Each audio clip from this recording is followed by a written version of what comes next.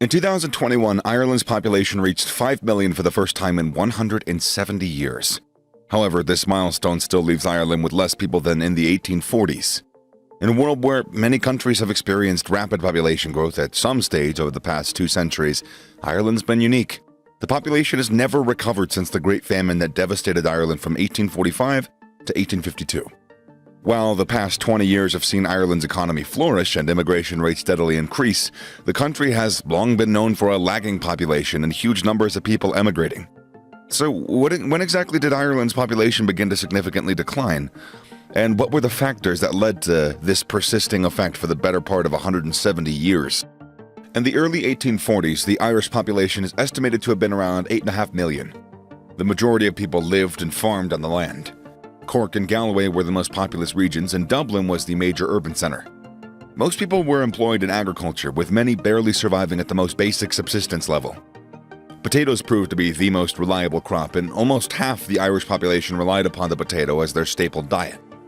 However, in 1845, potato crops began to be decimated by a mold disease that caused potatoes to rot within weeks. The British government failed to react accordingly and, in fact, worsened the problem by exporting masses of Ireland's other crops that were still flourishing. The plight thus persisted, affecting potato crops throughout Ireland for the next 8 or so years. The consequences of half the country having to go without their most essential crop proved to be disastrous. In less than a decade, at least 1 million people are thought to have died from famine-related causes like starvation or diseases such as typhus or cholera. Faced with no food, mass unemployment, and losses of loved ones, many Irish elected to emigrate. The United States was the key destination, with England, Canada, and Australia also attracting hordes of people fleeing from their famine-stricken homeland. The Irish population began a severe decline that was to last until the early 21st century. When the 1851 census was carried out, it was soon evident how much damage that famine had caused. The population had plunged from 8.5 million to around 6 million in less than a decade. During the famine, it's estimated that an average of 250,000 people left Ireland in any given year. And while they were able to indeed escape from a nationwide catastrophe, surviving the hellish trips to their new countries proved to be equally testing. Ships transporting the embattled Irish were often poorly provisioned and badly maintained. Many people died on the voyages to North America and Australia from malnutrition or disease. Despite the hazardous treks to overseas destinations, many Irish were now convinced that emigration offered a hopeful outcome. When the famine finally ended in 1852, the Irish economy was ravaged and showing zero signs of recovery.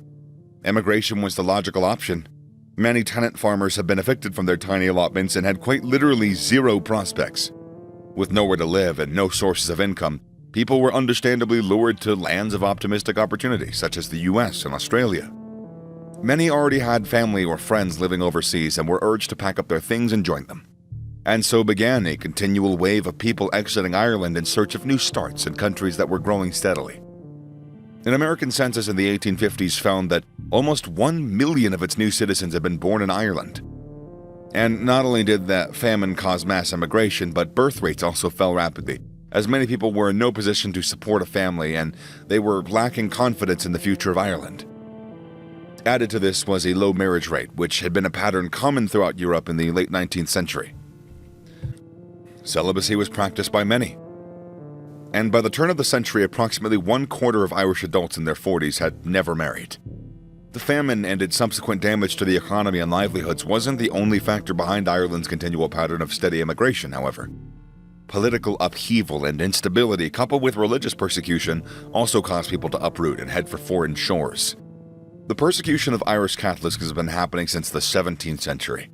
Ireland was subjected to a political and social domination known as the Protestant Ascendancy. A wealthy minority of landowners, members of the clergy, and influential members of professional classes collaborated to keep non-Protestant Irish from attaining any significant political or economic power. Catholics, Jews, and Presbyterians were prevented from entering politics and had huge areas of land taken from them. When we consider that Catholicism had been in Ireland since the 5th century, this affected a huge portion of the population. The religious intolerance that was prevalent throughout Ireland in the 19th century played a major part in people deciding to try their luck in other countries that were more open to a wider ranges of religious freedom. Civil and political unrest had also been a major reason for Ireland's population failing to rebound since the famine. From the late 19th century, the country was torn apart by a series of upheavals and conflicts that prompted droves of Irish to resettle overseas. Throughout the 19th century, Ireland was basically ruled over by the British Parliament. The government supported English farmers, including assistance with grain production. However, little was done to assist Irish farmers. Life was incredibly hard for Irish tenant farmers in the 1800s. The majority of land in Ireland was owned by landlords, many of whom lived in England. They rented out the land to the tenant farmers, often increasing the rents and taxes and evicting families who couldn't afford the rent. These rent and tax hikes were done with little consideration for the harsh realities of trying to make a living by farming a plot of land in Ireland. But after the famine had brought the Irish economy to its knees, the country gradually began to rebuild in the 1850s and 60s. Nevertheless, landlords continued to jack up rents and taxes, leaving angered farmers with little choice but to revolt.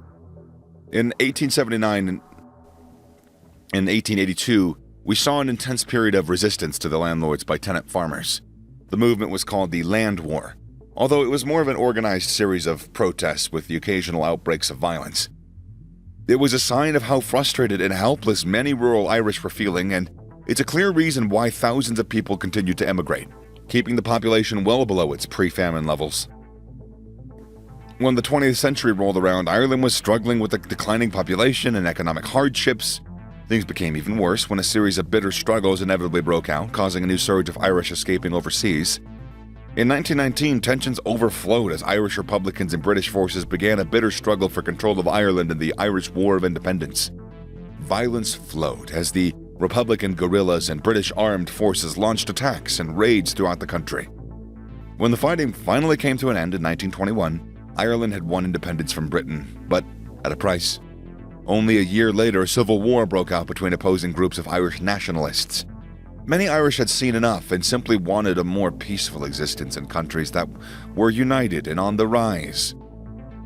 This brings us to the considerable push and pull factors behind the constant Irish immigration. Push factors were immense: famine, religious persecution, war, economic instability. The Irish economy plodded along throughout the 20th century and then hit rock bottom after World War II. When Ireland decided to follow a path of protectionism and independence, the result was mass unemployment. Not surprisingly, many people emigrated to nearby England and traditional destinations like America and Australia. The Irish population reached its lowest in 1961, when it registered at just 2.8 million people, from 8 million in 1850. There were serious pull factors behind wave after wave of Irish immigration too. Countries such as the US, Canada, and Australia were all growing rapidly and offered plenty of jobs to have and land to own. These countries were built on the back of immigration, which meant much freer societies with more religious tolerance.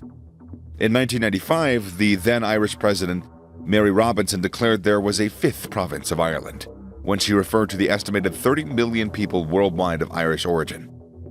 It wasn't until the Irish economy began to boom in the late 1990s that the population finally began to increase at long last. Nicknamed the Celtic Tiger, Ireland's economy flourished as corporate taxes were lowered and foreign investment soared. Not only did people of Irish descent decide to come back home, but a new wave of immigration helped to boost Ireland's population. In the early 21st century, many British migrants arrived, as well as a host of people from Eastern Europe, including Poland, Romania, Lithuania, and the Czech Republic. In 2018, for the first time in decades, Ireland boasted the EU's highest birth rate and the lowest death rate. After more than a century, Ireland is now resembling a country that people not only want to move to, but a country that they want to stay in. Slán sé, Ireland.